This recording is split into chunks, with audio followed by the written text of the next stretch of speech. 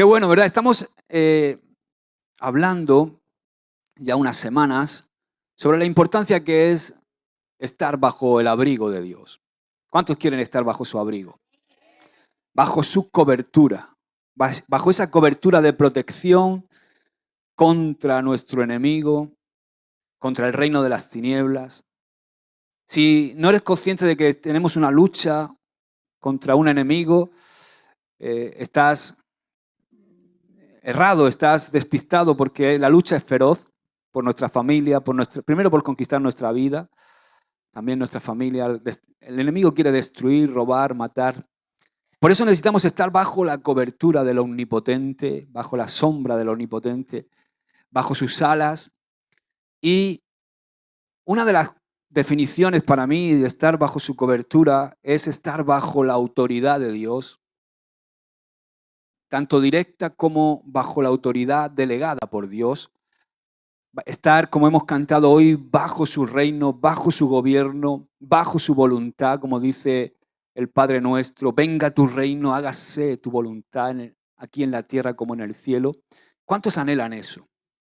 Si no anhelas eso, tienes un problema grave, y es que tienes que revisar tu creencia, tienes que revisar tu cristianismo, porque ese es el anhelo de todo hijo de Dios, que Dios verdaderamente gobierne, reine en nuestra vida, que su reino se haga presente en nuestra vida, que sea nuestra vida en la tierra como en el cielo, que su voluntad perfecta se cumpla en nosotros.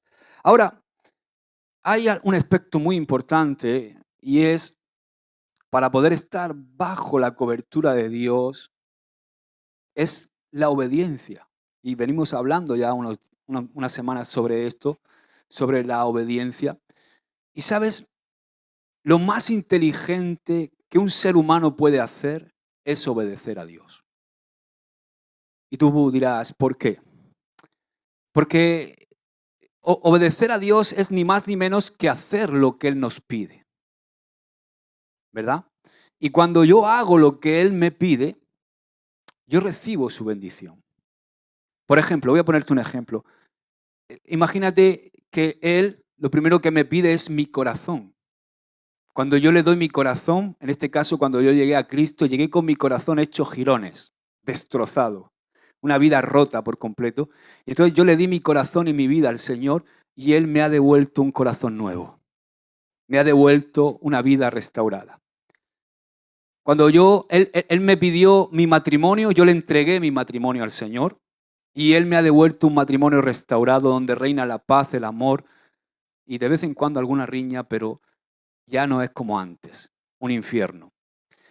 Cuando el Señor me pidió mi economía, yo le entregué mi economía, y Él me ha devuelto a mí una economía saneada y restaurada. Cuando cualquier cosa que Dios te pide y tú obedeces, Él te lo devuelve bendecido, te lo devuelve multiplicado.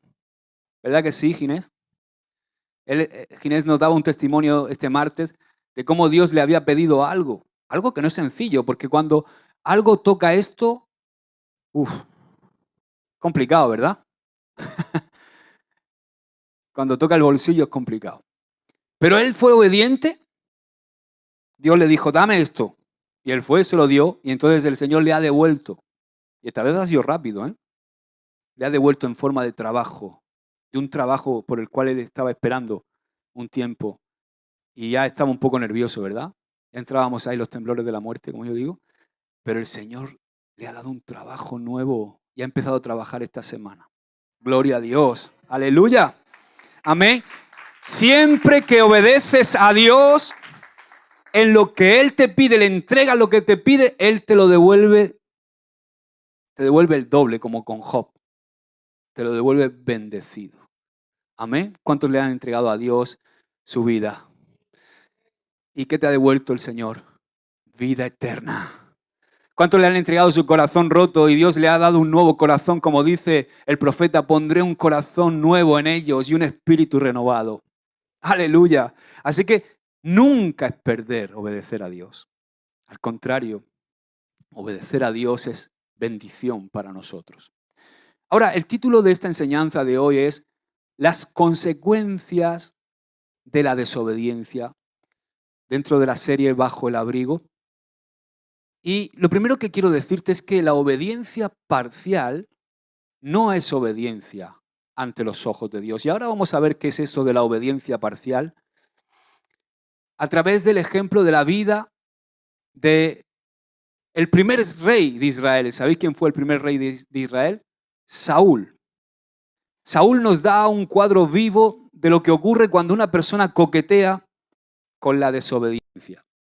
Sin duda la historia de Saúl es una historia trágica, con un final trágico que contiene lecciones relevantes para nosotros como creyentes y que tenemos que tomar notas. Hay puntos claves que están ocultos en las palabras de corrección que Dios le habló a Saúl a través de Samuel. Así que una mirada nuestra a la vida de Saúl nos da un entendimiento aún más claro de las consecuencias espirituales de no obedecer totalmente a Dios. ¿Cuántos quieren permitir que Dios nos enseñe?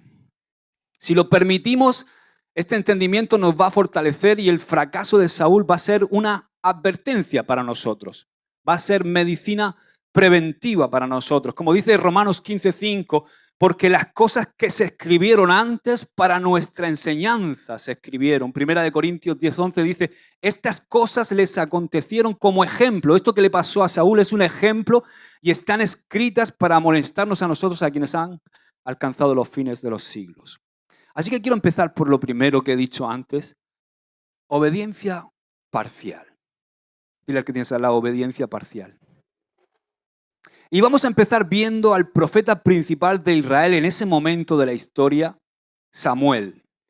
Él va a Saúl con un mandamiento que venía directamente de la boca de Dios. Samuel advierte a Saúl que escuche cuidadosamente las instrucciones. Dile al que tienes al lado, es sabio escuchar atentamente las instrucciones de Dios. Y en 1 Samuel 15:3, Samuel le dice a Saúl, ve pues y hiere a Amalek.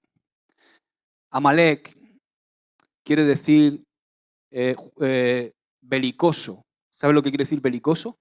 Alguien que siempre está de guerra, guerreando. ¿Conoces a alguien belicoso? ¿Verdad? Por ejemplo, cuando yo jugaba al fútbol tenía un compañero que era medio centro conmigo y era belicoso, ¿no? Luego era más bueno que el pan fuera del campo, pero dentro del campo el tipo se peleaba con todo el mundo, ¿no? Pues Amalek quiere decir belicoso, predispuesto para la guerra, siempre guerreando. Entonces, dice 1 Samuel, claro, Amalek, su nombre indicaba pues cómo era.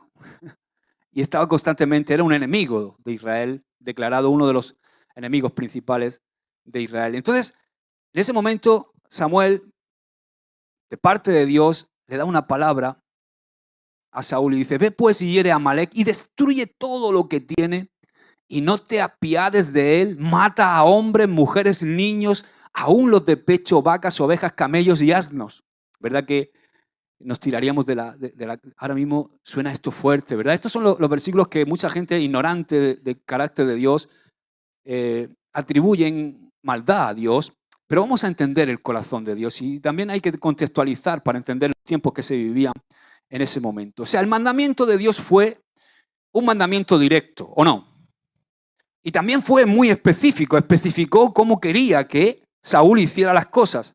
O sea, él dijo, nada de lo que representa a Amalek o nada de lo que posee a Amalek con vida humana o animal tiene que quedar vivo. Ese fue el mandamiento que Dios le dio a Saúl a través del profeta Samuel. Ahora, yo cuando leo mi Biblia veo que en ningún momento Saúl dijo, no, no lo hago. Eso es demasiado cruel o eso es demasiado difícil. ¿Fue esa la respuesta de Saúl? No. Muchas veces nosotros limitamos nuestro entendimiento acerca de lo que es la rebelión a lo más obvio, a cuando alguien le dice, esto y te dice, no lo quiero hacer. Esa es la desobediencia descarada. Pero aquí vemos que en ningún momento Saúl se niega. ¿A qué no? No.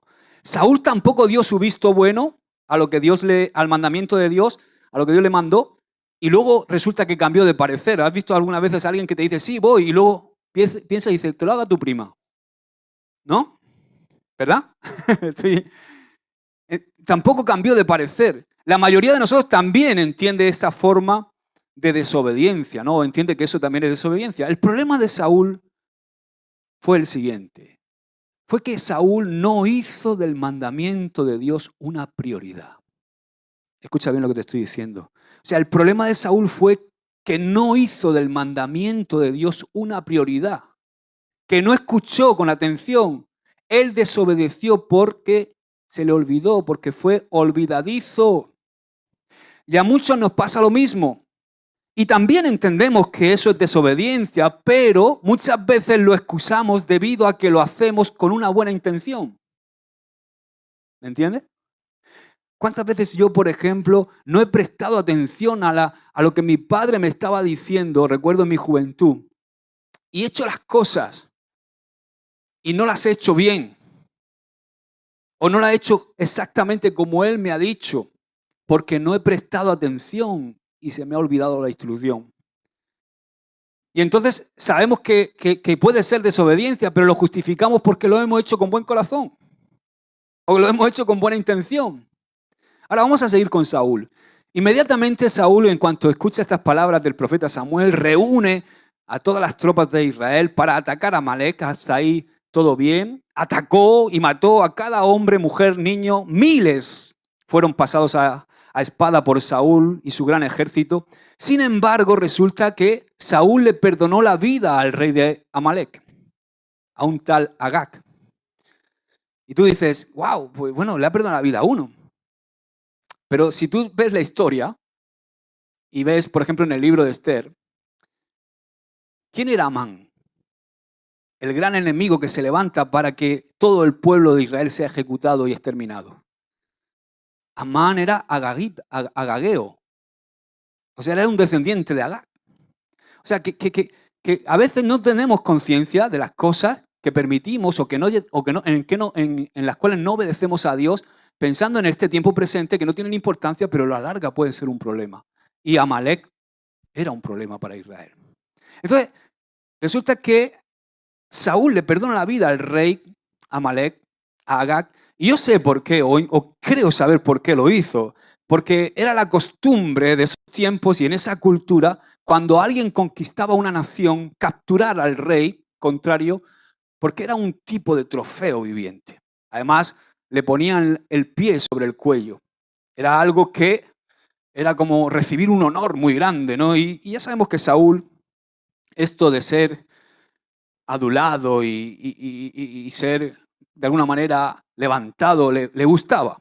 Así que resulta que Saúl también mató a miles de animales, ¿verdad?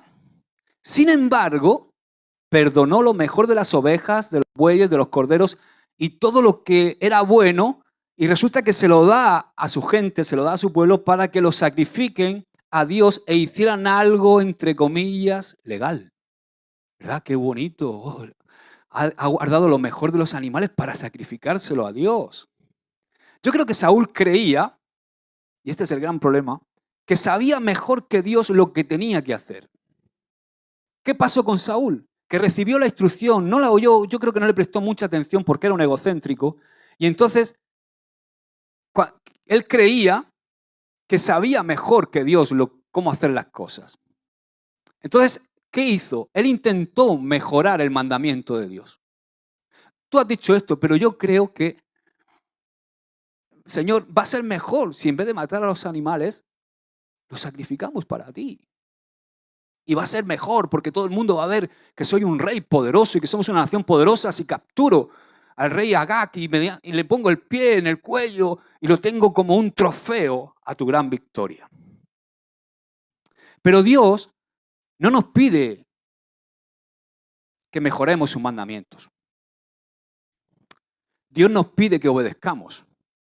Dios no nos pide ni siquiera que le entendamos a veces. Porque hay muchas cosas que no entendemos y que no las vamos a entender hasta que pase el tiempo y veamos las cosas con perspectiva. Entonces, no nos pide que entendamos, sino que obedezcamos. Por ejemplo, hace un tiempo me puse a hacer una receta, ¿no? Y le digo a mi mujer, nena, ¿cómo se hace esto? Y ella me explica, se hace así, así, así. Me metí un sábado a cocinillas y ella me dice, se hace así, nene, así, así, así, así. Y claro, cuando ya tenía todo hecho, digo, esto lo mejoro yo. Y me puse, cogí unos potingues ahí, que si orégano, que si no sé qué, le eché. No había quien se lo comiera. ¿Por qué? Porque en mi afán de querer mejorar la receta de mi mujer, lo estropeé porque no seguí las instrucciones que ella me dio. Y entonces yo me lo estaba comiendo y digo, está bueno, no estaba bueno. Ahora, Saúl quedó muy bien, ¿verdad? En su supuesta mejora del mandamiento de Dios, Saúl quedó muy bien, porque imagina cómo percibió esta acción de Saúl, el pueblo. Yo creo que el pueblo dijo, ¡guau! ¡Qué pedazo de rey tenemos! ¡Qué pedazo de líder tenemos! Siempre poniendo al Señor el primero. Mira, ha dicho que no matemos a lo mejor del ganado para sacrificarlo al Señor. Algo parecido le pasó a Sara también, ¿verdad? ¿Os acordáis con Abraham? Se le ocurrió mejorar el mandamiento de Dios. Y entonces le presentó a Agar, a Abraham, para que se llegara a ella y tuviera un hijo, ¿no? Quiso ayudar al Señor. Pero a veces no hay que entender, hay que tener fe. No hay que entender todo, hay que obedecer. Dile al que tienes al lado, no hace falta entender todo con Dios. Lo importante es obedecer. Muchas veces no entendemos. Yo he tenido que obedecer a Dios montones de veces sin entenderle. Ahora, volviendo a Saúl, Dios tenía una perspectiva muy diferente, ¿verdad? De la que tenía Saúl. Fíjate que Dios se lamenta a través del profeta Samuel. En 1 Samuel 15:11 dice, me pesa, dice el Señor, haber puesto por rey a Saúl, porque se ha vuelto en pos de mí y no ha cumplido mis palabras. Es tremendo esto, o sea, porque si te pones a pensarlo, Saúl mató a miles y dejó vivo a uno. Solamente a uno. O sea, podemos decir, entre comillas, que Saúl hizo el 99% de lo que se le ordenó. La mayoría de nosotros puede ver obediencia en su ataque a Amalek, pero Dios vio rebelión y desobediencia. Es tremendo, ¿verdad? De hecho, a través de Samuel, como vamos a ver ahora en un versículo más adelante, llama a su acción rebelión. O sea que llama a la acción de Saúl rebelión. De manera que yo aprendo de este episodio que la obediencia parcial no es obediencia ante los ojos de Dios. Y esto es algo que nosotros tenemos que tener muy presente en nuestra vida. Ni siquiera una obediencia al 99%. No hacer el 100% es considerado por Dios rebelión.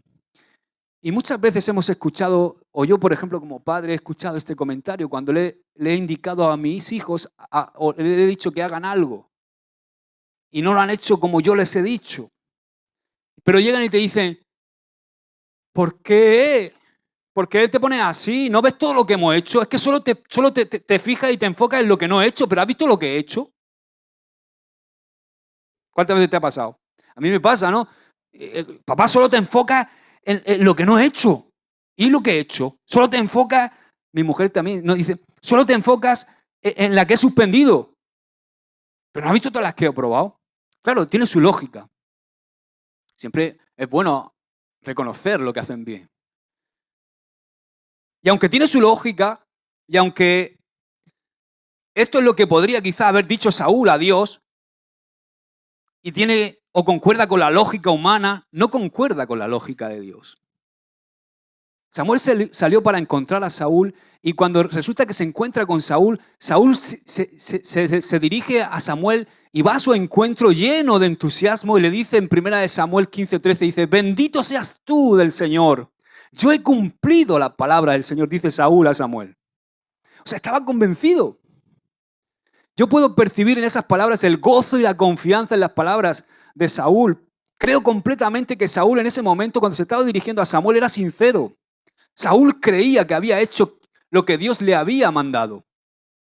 Creía que sabía o estaba convencido de que había hecho lo que Dios le había ordenado. Sin embargo, para Dios se había revelado. Ahora, ¿cómo podemos reconciliar la diferencia de opinión entre lo que Dios dijo y lo que Saúl creía en su corazón? Yo hallo la respuesta en Santiago 1:22. Dice, pero sed hacedores de la palabra. Y no tan solamente oidores, engañándoos a vosotros mismos. O sea, Saúl no prestó atención al mandamiento. Fue tan solamente un oidor, no un hacedor de la palabra. Y pasa lo siguiente, cuando desobedecemos la palabra de Dios claramente revelada a nuestra vida, inmediatamente viene un velo sobre nuestro corazón. Y ese velo distorsiona y obstruye nuestra visión de las cosas. Es un engaño. ¿Os acordáis que la última vez hablamos de que el engaño es el poder secreto de la iniquidad? No hay nada peor que estar engañado. ¿Por qué? Porque uno que está engañado se piensa que está en lo correcto. Así que Saúl fue engañado cuando se dejó llevar por su propio razonamiento. Y aunque pensaba que había hecho lo correcto, en realidad estaba pecando, estaba haciendo algo incorrecto. Su creencia, su forma de pensar estaba en conflicto con la realidad de Dios, aunque a ojos humanos parecía lógico. Oye, ¿quién cuando lee este episodio? A mí me pasa, no sé si a ti, pero muchos de nosotros en este incidente le daríamos la razón a Saúl, ¿o no? Jolín, porque hay que matarlos a todos, ¿no? Y con estas vacas y estas ovejas tan buenas. ¿A que sí? O sea, muchos de nosotros en este incidente le daríamos la razón a Saúl, pero no se trata de eso, se trata de obedecer a Dios. ¿Entendamos o no? Y esta no fue la primera vez que Saúl fracasó en obedecer completamente la palabra del Señor. Samuel, previamente a este acontecimiento, le había reprendido por la desobediencia. En 1 Samuel 13:11, mira lo que dice, pero Samuel dijo, ¿qué has hecho? ¿Os acordáis, no? Cuando sacrificó. Dice, ¿qué has hecho? Y él no era sacerdote. Dice, ¿qué has hecho? Y Saúl respondió, como vi que el pueblo, ¿quién? El pueblo se me dispersaba, que tú, ¿qué dijo? El pueblo y tú. Ya está empezando a escurrir el bulto, ¿te das cuenta? Y que tú no llegabas dentro de los días señalados y que los filisteos, el pueblo, tú y los filisteos estaban reunidos en Micmas, me dije, ahora los filisteos descenderán contra, no dice contra el pueblo, ¿te das cuenta? Era un egocéntrico este Saúl. Aquí, en sus palabras podemos verlo, dice, contra mí en Gilgal. Y no he implorado el favor del Señor. Así que me vi forzado y yo ofrecí el holocausto. O sea, el pueblo estaba dispersándose. Tú no venías. Los filisteos son mis enemigos. Y yo me vi forzado. Fui yo quien ofreció el holocausto. Entonces, ahí en ese momento Samuel dice a Saúl, has obrado neciamente. No has guardado el mandamiento que el Señor tu Dios te ordenó, pues ahora el Señor hubiera establecido tu reino sobre Israel para siempre. ¿Tú sabes lo importante que fue esta desobediencia de Saúl? ¿Sabes lo que quiere decir ese final? El Señor hubiera establecido tu reino sobre Israel para siempre. Eso hubiera significado que Jesucristo no sería el hijo de David, sería el hijo de Saúl. ¿Entiendes? ¿Hasta dónde llegó esa desobediencia de Saúl? Saúl tenía un patrón egocéntrico de desobediencia y cuando esto sucede se hace muy complicado discernir entre la verdad y el error. Mira que tienes al lado, la obediencia parcial no es obediencia. Pasemos al siguiente punto. El velo del engaño. Di conmigo, el velo del engaño. ¿Recuerdas la primera vez que pecaste después de ser salvo y de nacer de nuevo? Yo sí. Yo sí recuerdo ese encuentro que tuve con Jesús cuando nací de nuevo. Le entregué mi vida a Jesús y fui salvo. Y recuerdo la primera vez que pequé después de ese momento. Lo recuerdo perfectamente, como si fuera ayer. Sentí como que un puñal había atravesado mi corazón. No sé si tú sentiste lo mismo. Y como hijos de Dios, estamos familiarizados con ese sentimiento, ¿verdad? O deberíamos. Es ni más ni menos que el Espíritu Santo trayendo convicción de pecado a nuestro corazón. Pero, ¿qué sucede cuando justificamos lo que hacemos o cuando justificamos lo que hemos hecho, volviendo de esta forma nuestras espaldas al verdadero arrepentimiento?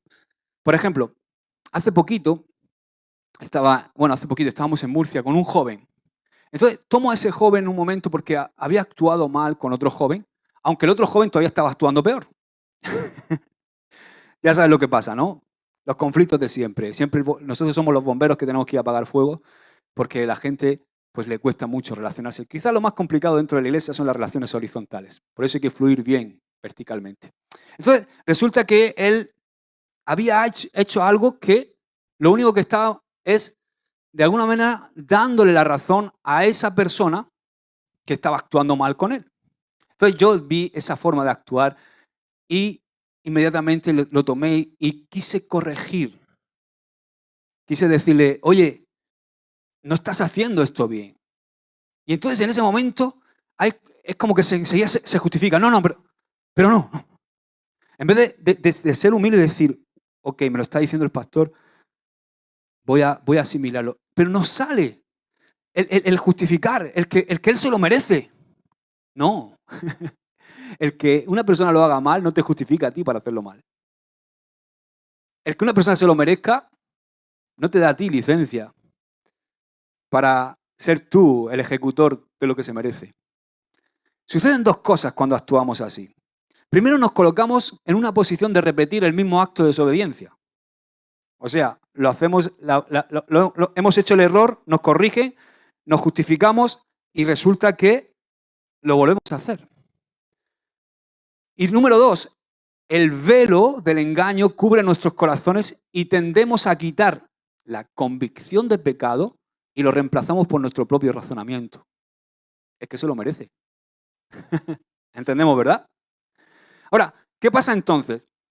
Que en la siguiente infracción ya no sentimos el puñal. Mira, por ejemplo, Miguel, ven. Cógete una silla y ponte aquí al lado mío. Quiero escenificar esto para que lo veas. La primera vez que pecas sientes ese puñal. Entonces, cuando empiezas a justificarte, la próxima vez que pecas, entonces viene un velo sobre ti. ¿Ok? A que ves un poco peor que antes. ¿Qué pasa entonces? Que la siguiente infracción ya no sentimos el puñal tan fuerte porque el velo lo cubre. En vez de eso, quizás experimentamos un poquito de incomodidad. Uy, parece que no lo estoy haciendo bien. Entonces, cuando sentimos esa incomodidad, de nuevo nos justificamos y entonces otro velo nos cubre.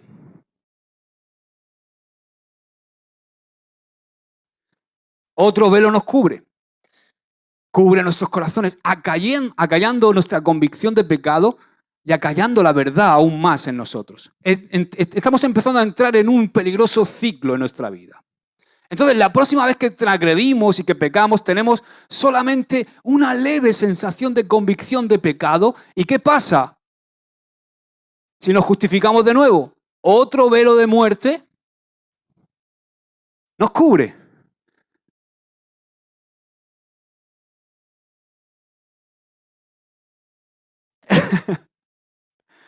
Otro velo más cubre nuestros corazones. Y si pecamos otra vez, el velo se hace más grueso hasta que ya no hay convicción ninguna.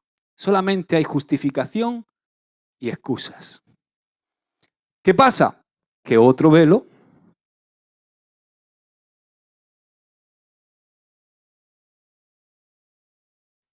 nos cubre. Si nos justificamos de nuevo, otro velo de muerte cubre nuestros corazones. Si pecamos otra vez, el velo se hace más grueso. No hay convicción alguna, solo justificación y excusas.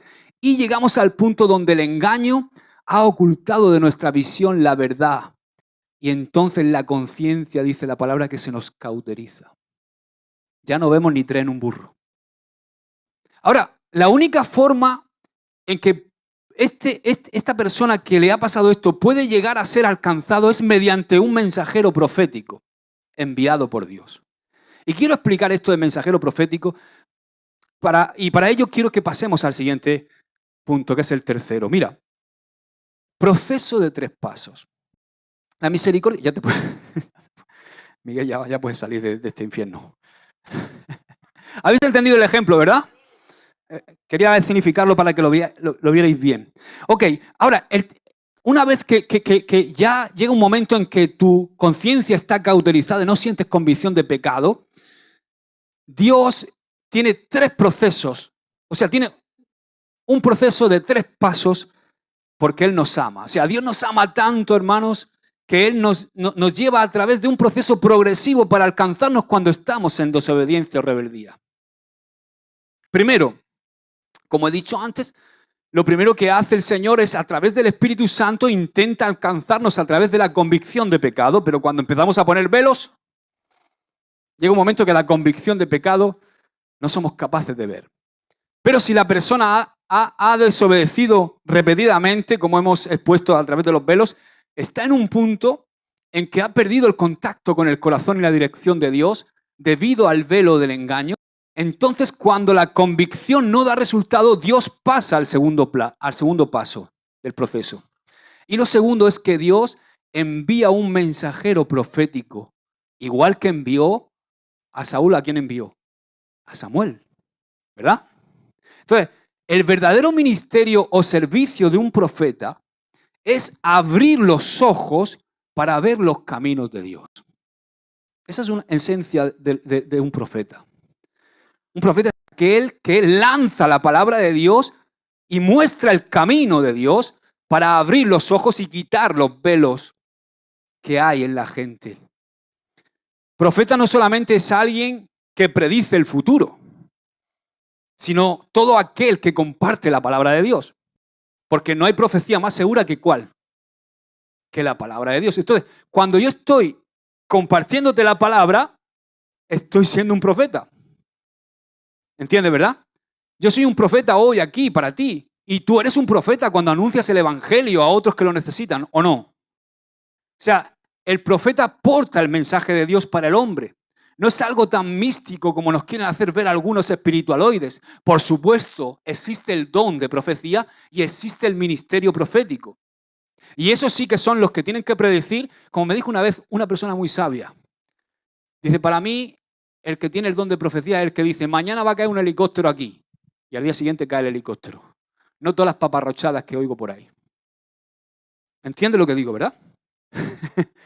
Entonces, el profeta porta el mensaje de Dios para el hombre. No es algo tan místico como a veces queremos pensar, ni espiritualoide. Por supuesto, como he dicho, existe el don del profeta y el ministerio profético, pero todos somos profetas cuando transmitimos la palabra de Dios, cuando transmitimos el mensaje de Dios. Ahora, cuando hemos caído en eso, de que ya la convicción de pecado no resulta en nosotros, necesitamos un mensajero profético. O sea, Dios puede enviar a cualquier persona en una misión profética para hablar a tu vida. No tiene que ser necesariamente alguien que tenga el don profético o que sea un profeta. El mensaje puede venir a través de tu pastor, o a través de tu padre, o de tu madre, o de un hermano en la iglesia. Mira, el 99% de las cosas que Dios me ha hablado a mí directamente al corazón han sido a través de mi pastor. 99%. Han sido a través. El 99% de las cosas que han sido martillazos que han pulido mi corazón y que han edificado mi carácter y mi vida han sido a través de la palabra de mis pastores. Amén. Santiago explica lo siguiente en el capítulo 5, verso 19. Dice, hermanos, si alguno de entre vosotros se ha extraviado de la verdad y alguno lo hace volver, sepa que el que haga volver al pecador del error a su camino, salvará de muerte un alma y cubrirá multitud de pecados. ¿Por qué dice multitud de pecados? Porque ya tienen la conciencia cauterizada y van. ¿Te acuerdas del velo, no? Así que una vez que el mensajero profético es enviado, si aún no prestamos atención, Dios tiene un tercer paso. Dios intenta alcanzarnos en este proceso mediante un tercer paso, que es el juicio. Dile a que te sale al juicio. Ay, ay, ay, pastor, esta palabra me da yuyu. Da miedito, ¿verdad? Cuando oyes la palabra juicio. Juicio de Dios. ¿Por qué? ¿Qué te pasa? ¿Qué te has quedado así un poco? ¿Quieres que saque a Miguel otra vez y le ponga los velos? Pablo escribió en 1 Corintios 11:31, si pues nos examinásemos a nosotros mismos, no seríamos juzgados. ¿Qué dice? Si pues nos examinásemos a nosotros mismos, no seríamos juzgados. O sea, la raíz de la palabra juicio en este versículo aparece 2 veces. Sin embargo, cada una es una palabra griega diferente, pero tienen un significado muy parecido, juicio. La primera es, si pues nos examinásemos a nosotros mismos. Ese es el vocablo griego, dale para atrás, diacrino, que quiere decir separar, quitar. Esto ocurre cuando nos examinamos a nosotros mismos para quitar, para separar lo malo de lo bueno. Esto es lo que hacemos mediante la confesión y el arrepentimiento de nuestra desobediencia y rebelión a Dios. O sea, nos examinamos a nosotros mismos y tomamos una decisión. ¿Qué es tomar una decisión? Hacer un juicio. Cuando tú tomas una decisión de algo, estás tomando un juicio, ¿verdad? Entonces, es cuando tú tomas la decisión, juicio, y dices, esto que está mal, fuera de mi vida. ¿Amén? Entendemos, ¿verdad? La segunda palabra es, no seríamos juzgados. Es el término griego krino, que significa castigar o condenar. Y Pablo continúa en el versículo 32 diciendo, mas siendo juzgados, krino, castigados, somos castigados por el Señor para que no seamos condenados con el mundo. O sea que el Señor nos castiga para que no seamos condenados con el mundo. Entonces, el tercer paso de este proceso es el intento de Dios de separarnos de nuestra desobediencia para que no seamos castigados con el mundo. Y eso es amor, ¿o no? ¿De qué manera hace esto? Sería la pregunta, ¿no? ¿Cómo juzga o, digamos, entre comillas, castiga a Dios, a su pueblo, cuando éste ignora o rehúsa sus advertencias? La respuesta casi siempre viene en forma de dificultades para tu vida, enfermedad o otro tipo de aflicción. Mira lo que dice el salmista. Salmo 119, 67. Antes que fuera yo humillado, descarriado andaba, mas ahora guardo tu palabra. Y dice el verso 75, conozco, oh Señor, que tus juicios son justos y que conforme a tu fidelidad me afligiste. ¿Qué te parece? Y mira lo que dice 1 Corintios, que lo hemos leído 11, pero vamos a leer el verso 30 y el 31 de la versión Dios habla hoy. Mira cómo lo dice. Por eso muchos de ustedes están enfermos y débiles, y también algunos han muerto. Si nos examináramos bien a nosotros mismos, el Señor no tendría que castigarnos. Recuerdo cuando era joven, en un campamento de verano, un campamento de jóvenes, cómo Dios le habló a un joven. Recuerdo el llamado, el pastor era un pastor que vino de Australia y había un llamado a los jóvenes y empezó a hablar proféticamente. Dice, aquí hay jóvenes que tienen este problema y tienen que arrepentirse. Entonces salieron un puñado de jóvenes.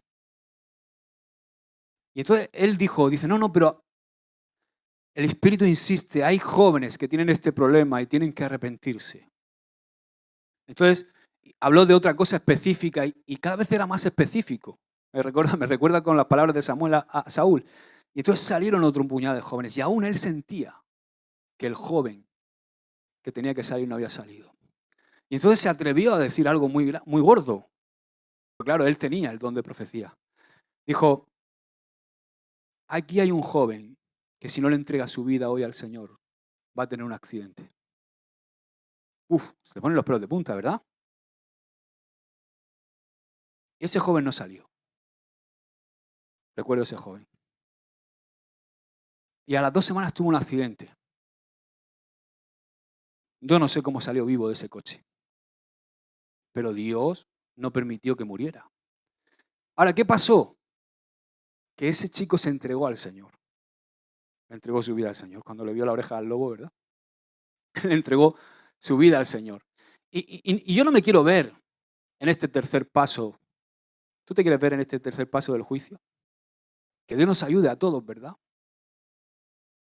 Porque a mí me gustaría decir que todos los incidentes similares terminan de esta forma. Pero no es así. Yo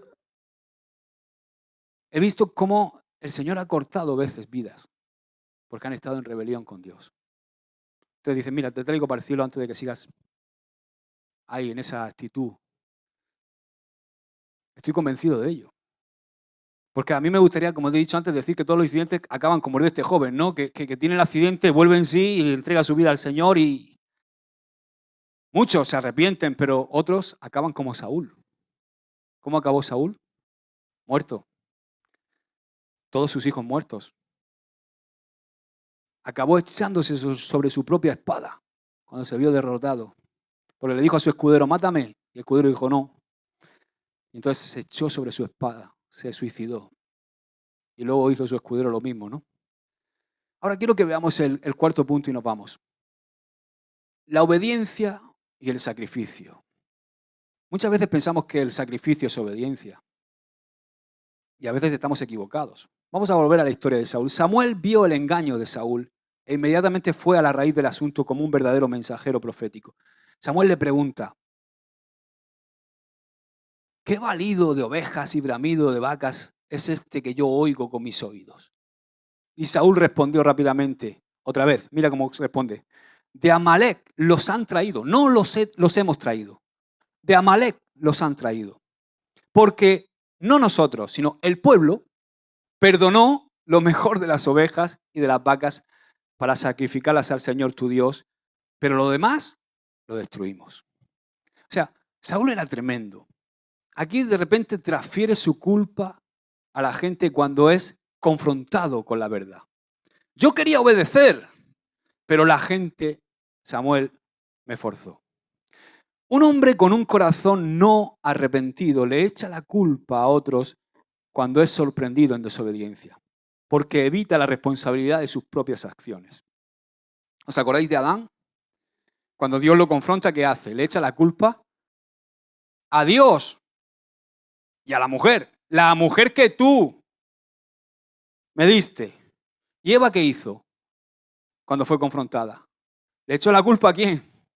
A la serpiente. Pero la realidad es que Adán comió por su propia voluntad, nadie lo obligó. Y Eva fue engañada, sí, fue engañada, pero aún así tomó ella misma, solita, la decisión de desobedecer a Dios. Y sabes, en este tiempo no era el pueblo quien guiaba a Saúl, era Saúl quien guiaba al pueblo, ¿o no? No era el pueblo quien tenía que guiar a Saúl, era Saúl quien tenía que guiar al pueblo. Saúl era el responsable no solamente de su propia desobediencia, sino que era responsable también de la desobediencia de todo el pueblo. Porque Saúl era la persona en autoridad para guiar e instruir. Y esto, a mí como líder, para mí es tremendo. Esto es algo que yo y todos los líderes tenemos que tener muy en cuenta. Porque el líder es responsable de la desobediencia que permite en las vidas de las personas que están encargadas a su cuidado. ¿Os acordáis de Elí? Elí permitió que sus hijos estuvieran... ¿Fue Elí quien pecó? ¿O fueron sus hijos?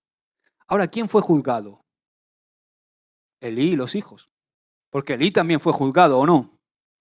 Así que me hace mucha gracia en este incidente que Saúl justificó su desobediencia porque las ovejas y los toros fueron preservados para ofrecerlos al Señor. Mira qué bueno soy, si lo hemos preservado. Te he desobedecido, pero es para entregarte los animales a ti. Menudo engaño este. ¿Cómo pudo Saúl pensar que podía presentar sacrificio aceptable o servir a Dios estando en desobediencia? Y eso muchas veces lo piensa mucha gente. Piensa que puede servir a Dios estando en desobediencia y en rebeldía, a la autoridad de Dios y a la autoridad delegada por Dios. ¿Te das cuenta de lo sutil y engañosa que puede llegar a ser la rebelión? Hoy estamos desenmascarándolo para que no nos pase. Amén. Fíjate, Jesús hizo la siguiente declaración. Dice, si alguno quiere venir en pos de mí, niéguese a sí mismo y tome su cruz y sígame, dice Mateo 16:24. Y algunos piensan que tomar la cruz es tener una vida de sacrificio. Ay, que este hijo mío que tengo, qué cruz, ¿verdad? Sin embargo, en estas palabras de Jesús, la cruz no es el único enfoque o el enfoque completo. Porque tú y yo podemos vivir una vida de negación, una vida de sacrificio y no cumplir con el propósito o la voluntad de Dios en nuestra vida. Es más, podemos escoger negarnos a nosotros mismos y sacrificarnos y aún estar en rebelión contra Dios. Porque ¿tú crees que no le costó trabajo a Saúl hacer todo lo que hizo? O sea, el enfoque de Jesús es la obediencia. La única forma en que podemos obedecer a Dios al 100% es tomando nuestra cruz. ¿Qué quiere decir tomar nuestra cruz? Morir. Es que no es tomar la cruz de Jesús. Jesús ya tomó la suya, es tomar la nuestra. ¿Entiendes lo que digo, verdad? Porque si no morimos a nuestros propios planes, si no morimos a nuestros propios deseos, en algún momento va a ocurrir lo siguiente, y es que la voluntad de Dios se va a encontrar con la nuestra. Entonces, la voluntad de Dios deja esa relación. Y tu voluntad es, estoy enamorado. Deja ese trabajo. No te conviene. Ya, pero gano mucho, aunque no te puedo servir, Señor. ¿Entiendes? Si no entregamos nuestras vidas, al final vamos a buscar una forma de cumplir los deseos de nuestro corazón. Esos que son muchas veces contrarios a los de Dios. Y peor aún, podemos llegar a usar incluso las Escrituras para apoyar nuestra conducta como hizo Saúl. Mira lo que hace Samuel. Cuando oye estas palabras de Saúl, inmediatamente silenció el razonamiento de Saúl. Dice 1 Samuel 15, 16, 19. Dice, entonces dijo Samuel a Saúl, déjame declararte lo que el Señor me ha dicho esta noche. Y él respondió, di. Y dijo Samuel, aunque eras pequeño en tus propios ojos, ¿no has sido hecho jefe de las tribus de Israel y el Señor te ha ungido por rey sobre Israel? Y el Señor te envió en misión y dijo, ve, destruye a los pecadores de Amalec y hazles guerra hasta que los acabes. ¿Por qué pues no has oído la voz del Señor, sino que vuelto al botín has hecho lo malo ante los ojos del Señor? En otras palabras, Saúl, cuando llegaste a ser rey, eras modesto. ¿Os acordáis del llamamiento de Saúl? Que dice que él no era digno, que era el más pequeño de la tribu de Benjamín, que como el Señor le estaba... O sea, Saúl, cuando llegó a ser rey, era modesto, era humilde, era manso. Saúl no podía creerse su llamamiento para ser rey de Israel cuando Samuel lo llama para ser rey. Pero resulta que la autoridad no le sentó muy bien, ¿verdad? A Saúl. Ahora mi pregunta es, para terminar, ¿alguno de nosotros sabe más que Dios? La respuesta es clara, ¿verdad? Por supuesto que no. Pero cuando tú y yo desobedecemos, ese es el mensaje que lanzamos o que le estamos comunicando a Dios, y no solamente a Dios, sino a todos los que nos rodean. O sea, cuando yo desobedezco a Dios, lo que estoy diciendo es que sé más que Él. Es que yo sé mejor lo que me conviene o lo que tengo que hacer que tú, Señor. Y es necio, ¿verdad? Es muy necio pensar que somos más sabios que Dios. Sin embargo, exaltamos la sabiduría de los hombres sobre la de Dios cuando ignoramos su palabra, cuando ignoramos su consejo.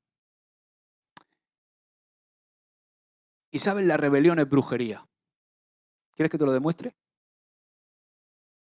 Samuel fijó su mirada en Saúl y con la valentía de su oficio profético le dijo a todo un rey de Israel, ciertamente el obedecer es mejor que los sacrificios y el prestar atención que la grosura de los carneros, porque como pecado de adivinación, ¿de qué?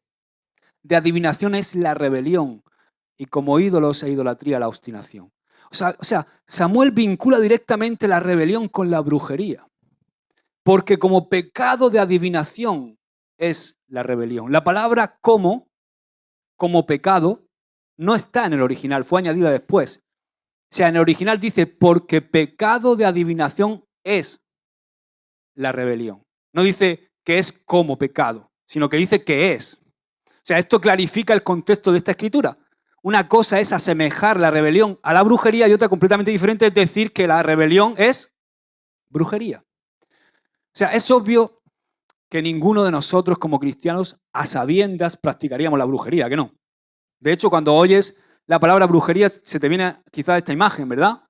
Harry Potter, o se te viene una mujer con un gorro, volando con una escoba, o haciendo hechizos con una bola, o tu suegra, ¿no? No, tu suegra no, perdón. No, es broma. Ninguno de nosotros. Pero ¿cuántos están bajo la influencia de la brujería sin saberlo, debido al engaño de la rebelión? ¿Por qué? Porque cuando oímos la palabra brujería nos ponemos, no, yo no, ¿cómo? Esto no puede ser. ¿Qué estás diciendo, pastor, hoy? Pero es interesante porque la palabra hebrea usada aquí para adivinación es keshen. Y su traducción es adivinación, hechicería y brujería. Esa es la traducción de keshen. Así que la importancia de esto no radica en la forma o el método, sino en el resultado o la meta de la brujería en nuestra vida. La rebeldía es brujería y la brujería abre a la persona directamente al campo demoníaco. O sea, estás saliendo de la cobertura de Dios y te estás exponiendo a espíritus demoníacos. Y la meta de la brujería es controlar las circunstancias, situaciones o personas a través de varias opciones. Muchas veces, y la mayor parte de las veces, es sin el entendimiento del implicado en cuestión. No se entera de lo que está ocurriendo, pero está ocurriendo algo muy fuerte en el ámbito espiritual cuando estás en rebeldía. Esto varía de la ignorancia total de lo que uno está haciendo al entendimiento, porque sabéis que hay gente que hace brujería explícitamente. Hay gente que tiene entendimiento y conciencia completa de los poderes de las tinieblas y que incluso los invoca. Quiero decir que la brujería puede ser practicada con una ignorancia total o con un conocimiento completo. Y su meta es controlar. Pero inevitablemente la persona que controla o que cree que controla llega a ser controlada debido a su involucramiento en el campo espiritual de las tinieblas, demoníaco. ¿Os acordáis cómo acabó Saúl? ¿Cómo acabó Saúl cuando salió de esa cobertura de Dios? Poseído por un espíritu malo que lo atormentaba. Esta es una gran realidad que he aprendido. Escucha. El Señor es atraído a las personas que viven en obediencia. ¿Sí o no? Una persona que vive obedeciendo al Señor, que es humilde, manso de corazón, que obedece la palabra de Dios, esa persona está atrayendo a Dios. Y del mismo modo, los espíritus de las tinieblas son atraídos hacia las personas que viven en rebelión. Igual. Igual que la obediencia a Dios atrae a Dios a nuestra vida, la rebelión atrae a los espíritus de las tinieblas. Recuerda que estamos hablando de la importancia de estar bajo el abrigo de Dios, bajo su cobertura. Y la desobediencia nos saca de la cobertura de Dios y nos expone a otros espíritus. Nos convierte en rebeldes si persistimos en el error y estamos expuestos. ¿Cuántos quieren estar bajo la cobertura de Dios? Amén. ¿Hemos entendido un poquito mejor hoy? ¿Vamos a ser obedientes al Señor? Yo quiero ser obediente. Yo le pido perdón al Señor. Amén. Porque a través de Jesucristo tenemos restauración, tenemos vida. Padre, te damos gracias, Señor, por tu palabra. Queremos estar bajo tu abrigo, Señor. No queremos permitir, Señor, que los velos del engaño, Señor, acallen la voz de tu Espíritu Santo, la convicción de pecado en nosotros, Señor.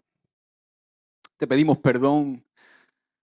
No queremos caminar en rebeldía contigo, Padre, sino en obediencia.